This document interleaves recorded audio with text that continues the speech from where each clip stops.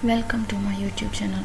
तो आज की इस वीडियो में हम देखते हैं कि एंड्रॉयड स्टूडियो का जो इंटरफेस होता है वो कैसा होता है, और इसके अलावा इनके जो ये हमारे पास जो पार्टिकुलर विंडो है और टूल्स हैं वो कैसे काम करते हैं और उसको हम किस तरह से यूज़ करते हैं। तो सबसे पहले तो आपको जो यहाँ पर ये हमारे लेफ़्ट साइड पर जो ये सारे ये एक तरह के फोल्डर्स नज़र आ रहे हैं, ये हमारे होते हैं जो हमारे प्रोजेक्ट होता है, प्रोजेक्ट मेन्यू होता है। इसके अंदर जो हमारा प्रोजेक्ट मेन्यू होता है और हमारे इसके अंदर हमारे जो प्रोजेक्ट से रिलेट जो होते हैं वो टूल्स होते हैं। यहाँ सारे जो आपके प्रोजेक्ट से रिलेट टूल्स होते हैं वो इस जो प्रोजेक्ट मेन्यू है इसके अंदर जो है वो आपको नज़र आ जाएंगे। उसके अलावा आज की हमारी वीडियो का जो मेन टॉपिक है वो है कि what is Android studio, Android studio होता क्या है और उसके अलावा हम इसको किस तरह से मेन यूज़ में लाते हैं, इसके जो फोल्डर्स हैं हम उसके बारे में थोड़ा सा ओवरव्यू देखेंगे। तो सबसे पहले आपको यहाँ पर ऊपर सबसे ऊपर में जो यहाँ पर ये बात नज़र आ रहे हैं जैसे कि फाइल्स है, एडिट, व्यू, नेविगेशन कोड वगैरह, तो हम इसके बारे में थोड़ा सा देख लेते हैं। सबसे पहले तो हम देखते हैं जो हमारे ये टूल बार्स वगैरह के ऑप्शंस हैं, इसमें हम देखते हैं फाइल्स को। हमारा जो ये फाइल्स वाला ऑप्शन है इसके अंदर आपका जो एक नया प्रोजेक्ट जैसे आपने कोई क्रिएट करना है या प्रोजेक्ट को इंपोर्ट करना है, इस तरह से यहाँ से आप अपने प्रोजेक्ट को ओपन कर सकते हैं। आपने रिसेंट कौन सा प्रोजेक्ट ओपन किया था, क्लोज प्रोजेक्ट, इसके अंदर सेटिंग का जो सारा होता है उसकी प्रोजेक्ट के आपके जो स्टोर की सेटिंग्स वगैरह होते हैं, आप इधर से यहाँ पर अपने प्रोजेक्ट की सेटिंग्स को देख सकते हैं। उसके अलावा आप यहाँ से अपने प्रोजेक्ट्स को सेव कर सकते हैं।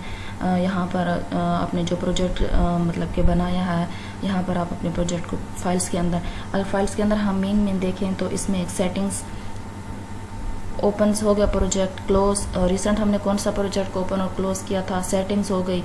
इसी तरह से हम अपने प्रोजेक्ट को सेव किस तरह से करते हैं।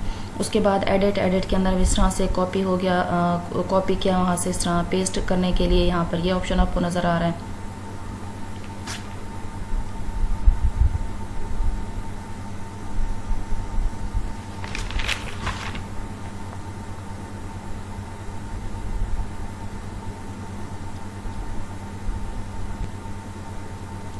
उसके बाद यहाँ पर व्यू का ऑप्शन यहाँ पर नज़र आ रहा है। इसके अंदर जो टूल्स विंडो होती हैं वो इसके अंदर आप यहाँ से देख सकते हैं। नेविगेशंस हो गए, नेविगेट का मतलब होता है मतलब एक जगह से दूसरी जगह वाला। अब अगर हम हैं यहाँ पर अपनी एक्टिविटी मेन एक्सएमएल के अंदर, उसके बाद हम जाएँ इस तरह से, ये है हम अपनी एक्टिविटी मेन एक्सएमएल के अंदर। उसके बाद हम जाएँ हमारी मेन एक्टिविटी जावा के अंदर। मीन से ये हमारा नेविगेट था कि हमने पहले एक्सएमएल के अंदर मूव किया, वहाँ से उससे मूव करने के बाद हम अपनी जो मेन एक्टिविटी जावा थी उसके अंदर, ये हमें नेविगेट करता है। नेविगेशन से हम ये देखते हैं कि हम पहले मतलब कि किस फोल्डर्स के अंदर से किस अपनी एक्टिविटी के अंदर थे, उसके बाद हम मतलब कौन सी एक्टिविटी के अंदर चले गए हैं। उसके ऐप की लोकेशंस वगैरह जैसे हो गई, उसकी हम यहाँ से एक्टिविटी से हम अपनी ऐप की लोकेशंस को देखते हैं नेविगेशंस के ज़रिए से। और उसके बाद है यहाँ पर कोड, यहाँ पर आपको ये कोड का ऑप्शन नज़र आ रहा है। ये नेविगेशंस में आपको यहाँ पर देखिए ऑप्शन नज़र आ रहा है बैक का, मीन्स कि हम पीछे वापस दोबारा उसी एक्टिविटी में जाएंगे, फॉरवर्ड उसके आगे चले गए। इसी तरह से अगर हम बात करें कोड की, तो यहाँ पर आपकी जो ऐप है, आपकी जो एप्लीकेशन होता है उसका कोड जो होता है वो यहाँ पर होता है। अगर रिफैक्टर, इसी तरह से रिफैक्टर्स हो गए। बिल्ड में हमारा क्या काम होता है कि हम अपने प्रोजेक्ट है, हमने अपना प्रोजेक्ट बना लिया, उसके बाद हमने उस प्रोजेक्ट को बिल्ड करना है। हम बिल्ड किस लिए करते हैं कि हमने अपनी APK फाइल जो होती है वो जनरेट करनी होती है।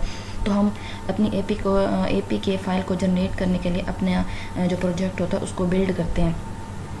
जब उसके बाद हमारी APK फाइल जो होती है वहाँ से बन जाती है, तो हम उसको अपना जो APK फाइल तो उसको जिप कर लेते हैं। उसके अलावा यहाँ पर आप APK अपनी फ़ाइल जो होती है और AAB फाइल होते हैं, आप यहाँ बिल्ड में आके वो अपनी मतलब कि फाइल्स जो होते हैं उसको यहाँ पर क्रिएट कर सकते हैं। रन का ऑप्शन आ गया, यहाँ पर आपने अपना प्रोजेक्ट बना लिया, उसके बाद आपने अपने प्रोजेक्ट को रन करना है, तो आप यहाँ से डायरेक्ट जो होते हैं वो ये रन का ऑप्शन आ रहा है, यहाँ रन आप यहाँ से भी कर सकते हैं। डिबगिंग वगैरह के जो सारे होती हैं फंक्शंस होते हैं वो इसके अंदर आपको नजर, अपने डिबगिंग का जो काम होता है वो यहाँ से आप अपने प्रोजेक्ट के अंदर देख सकते हैं। उसके बाद यहाँ पर हमारा जो है यहाँ पर ये टूल्स का ऑप्शन है। यहाँ पर आपको डिवाइस मैनेजर जो होता है, SDK मैनेजर जो होता है वो यहाँ पर नज़र आ रहा है। आप यहाँ से इसकी वो सेटिंग कर सकते हैं, यहाँ पर अपने प्रोजेक्ट को देख सकते हैं। अगर हम इधर से यहाँ पर इन चीज़ों को देखें, यहाँ पर आपने अपने प्रोजेक्ट को यहाँ से आप रन कर सकते हैं। और इसके अलावा यहाँ पर आपने ये देखना है अपने डिवाइस मैनेजर्स को, यहाँ पर भी आप उसको जो है वो मैनेज कर सकते हैं। उसके अलावा यहाँ पर ये सारा ये जो है ये डिबगिंग का ऑप्शन आ रहा है। यहाँ से आप अपने प्रोजेक्ट को डिबग के ज़रिए से जो चेंजिंग करनी है, डिबगिंग का ऑप्शन है, यहाँ से आप इसको यहाँ यूज़ कर सकते हैं। उसके अलावा यहाँ पर अपने प्रोजेक्ट को स्टॉप करना है ये से। और ये है हमारा ग्रेडल बिल्ड जहाँ जब हम अपने प्रोजेक्ट के अंदर ग्रेडल बिल्ड के अंदर कोई लाइब्रेरीज वगैरह को ऐड करते हैं, हाँ, तो ऊपर सिंक नो का ऑप्शन आता है। तो हम अपने प्रोजेक्ट को यहाँ से सिंक नो आप यहाँ से इधर प्रोजेक्ट को कर सकते हैं। इस तरह से ये डिवाइस मैनेजर हो गया, SDK मैनेजर्स वगैरह हो गए। अच्छा, उसके बाद हम यहाँ पर नीचे देखते हैं, यहाँ पर आपको फाइल के नीचे जो यहाँ पर ये वाला ऑप्शन नज़र आ रहा है, जहाँ पर ये my application, app, source, main और जावा वगैरह लिखा हुआ नज़र आ रहा है। तो ये होता है हमारा ये यहाँ पर ये जो है ये हमारा होता है प्रोजेक्ट टूल्स विंडो होती है। मींस कि हम इसके अंदर देखते हैं कि हमारी कौन सी फाइल जो होती है कहाँ स्टोर हुई है। अब देखिए हमें एप्लीकेशन है, उसके अंदर ऐप के अंदर सोर्स, मेन, जावा के उसके अंदर फिर कॉमर्स मतलब कि कॉम वाला फोल्डर, फिर एग्जाम्पल, इस तरह से मेन एक्टिव। अगर इसमें से आप किसी और एक्टिव देखिए, अब मैं यहाँ पर मैंने देखा है कि सेट एंड क्लिक लिस्ट, जैसे ही मैं यहाँ पर क्रिएट के ऊपर यहाँ पर जो नया तरह का बोल दें कि नई एक्टिविटी है, नई जो उसकी मतलब कि एक टैब था वो यहाँ पर इस तरह से ओपन हो गया। जैसे ही मैं यहाँ से मूव करूँगी ये यहाँ से रिमूव हो जाएगा। ये हो गया ये जो हमारा बीच में है फाइल्स के बीच में, तो ये हमारा होता है प्रोजेक्ट टूल्स विंडो होती है ये हमारी। अब यहाँ पर ये हमारा प्रोजेक्ट टूल्स आ गया। अगर हम इसमें से किसी एक को हम यहाँ पर इन चीज़ अपने फोल्डर्स को जो है वो ओपन करते हैं, फिर इनके बारे में हम एक एक करके देखते हैं। अगर हम सबसे पहले बात करें मैनिफेस्ट की कि मैनिफेस्ट क्या होता है, तो मैनिफेस्ट जो है वो है हमारा एक, अगर इस तरह से बोलें कि ये हमारा कंट्रोल रूम है। हम अपने प्रोजेक्ट के अंदर यहाँ पर हम इसको ओपन कर लेते हैं, हम अपने प्रोजेक्ट के अंदर जो भी चेंजिंग वगैरह करते हैं तो ये हमारे यहाँ इस जो मैनिफेस्ट है यहाँ पर हमें नज़र आती है। या तो हमें उस जो चेंजिंग किया हमें उसको अंदर ऐड करना होता है। अगर ऐड इस तरह से भी ना करें तो एंड्रॉयड स्टूडियो ऑटोमेटिकली यहाँ इसके अंदर जो है वो चेंजिंग कर देता है। अब अगर हम यहाँ से अपना कोई आइकन्स वगैरह चेंज करते हैं तो वो यहाँ पर आ जाएगा कि हमने अपनी ऐप का आइकन जो है वो यहाँ से चेंज किया है। इस तरह से आपने अपने ऐप का नाम चेंज किया, एप्लीकेशन जो पैकेज नेम आता है वो यहाँ से हमें नज़र आ जाएगा। जो हमारी मैनिफेस्ट होता है वो एक तरह से हमारा मतलब जैसे हम इस तरह बात करें कि एक बिल्डिंग होती है, बिल्डिंग को कंट्रोल करने के लिए ना एक हम कंट्रोल रूम बनाते हैं कि भाई यहाँ पर हमारा जो मतलब कि वो इलेक्ट्रिसिटी वगैरह का हो गया या दूसरे जो होते हैं हमारे कनेक्शन, उसका जो कंट्रोल होगा वो इस कंट्रोल रूम के अंदर होगा और यहाँ से वो सारी चीज़ों को देखेगा। तो ये इसी तरह से मैनिफेस्ट है कि हमारे प्रोजेक्ट के अंदर क्या क्या और कौन कौन सी चेंजिंग हो रही है वो मैनिफेस्ट के अंदर जो है वो हमें नज़र आ रहा होता है। उसके बाद अगर हम बात करें जावा की, जावा के अंदर जो हमारी कोडिंग का जो पूरा होता है वो सिस्टम हमारी यहाँ पर जावा के अंदर हमारी कोडिंग जो होती है वो हम कोडिंग अपनी सारी जावा के अंदर ही करते हैं। इसके बाद अगर हम यहाँ पर देखें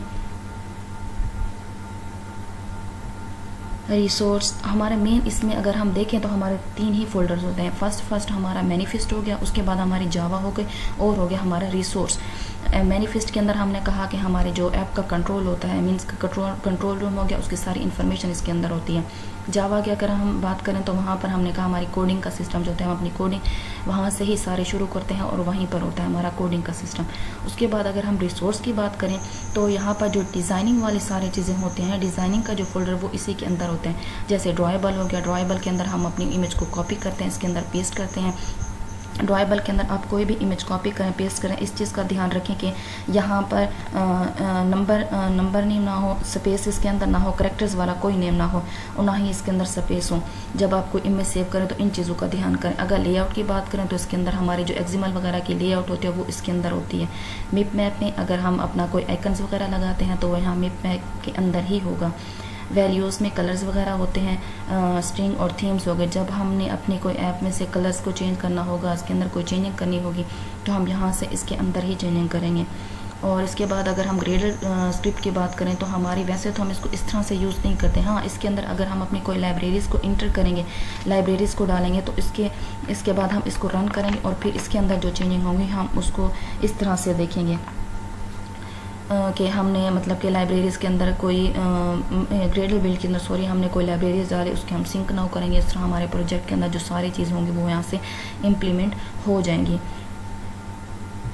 और यहाँ से आपको यहाँ प्रोजेक्ट से ये सारा इस साइड से यहाँ तक जो आपको ये नज़र आता है प्रोसेस, ये होती है हमारे जैसे लॉग आउट हो गया, प्रोजेक्ट हो गया या बुक मार्क्स वगैरह हो गए। ये यहाँ तक हमारा जो होता है वो टूल विंडो बार्स होता है, टूल्स विंडो बार्स होते हैं, जिसके अंदर हम यहाँ पर उसको ओपन करके अपने प्रोजेक्ट के अंदर जो चेंजिंग आ रहा है तो हम उसको देख सकते हैं। आई होप सो कि आपको वीडियो अच्छी लगी होगी। यहाँ पर आप अगर इतना इसका इंट्रो जितना मतलब कि था, ये मैंने मतलब अभी इसका ओवरव्यू जो आपको दिया है एंड्रॉयड स्टूडियो के बारे में, इसके फ़ोल्डर्स के बारे में, अभी हमने उसका थोड़ा सा ओवरव्यू भी देखा है कि हाँ इसमें कितने फ़ोल्डर्स होते हैं और हम उसको किस तरह से यूज़ में लाते हैं। हम अपनी नेक्स्ट वीडियो में फिर इसके ऊपर और तफसीली मीन्स के एक वीडियो बनाएंगे, जिसके अंदर फिर हम इसके यूज़ के बारे में देखेंगे कि हम इसको यूज़ किस तरह से करते हैं, इन फोल्डर्स को मतलब कि अपने कोडिंग के हिसाब से किस तरह से इसको यूज़ करते हैं। आई होप सो कि आपके ये वीडियो अच्छी लगी होगी। Thank you.